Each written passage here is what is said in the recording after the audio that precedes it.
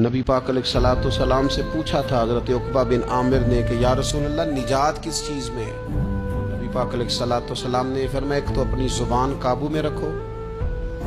دوسرا فرمایا اپنے گھر میں ٹھہرے رہو، تمہارا گھر تمہارے لیے کافی ہو، فضول نہ نکلو گھر سے، تیسرا فرمایا اپنی خطاؤں پہ رویا کرو۔ کثرت کلام اور فضول کلام اور بلا وجہ بندے کو غافل کرتا ہے، دل کو سخت کرتا ہے۔ چند چیزیں ہیں جو انسان کو غفلت میں ڈالتی ہیں، اپنے آپ کو ان چیزوں سے بچائیں اور غفلت کو توڑیں۔ آپ کے ذمے میرے ذمے جو حقوق العباد ہیں ان کا پتہ کریں،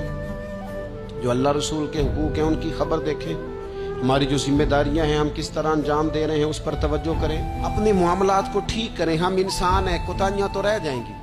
لیکن جب کوشش کریں گے تو پھر رب تعالیٰ مدد بھی فرمائے۔ اور پھر حضور سید عالم صلی اللہ تعالیٰ علیہ وسلم فرمانے لگے اگر تمہیں اللہ نے کچھ فراغت دی ہے، بہت زیادہ مصروف نہیں ہو تو غنیمت جان لو، جلدی سے نیکی کر لو قبل اس کے کہ تم مشغول ہو جاؤ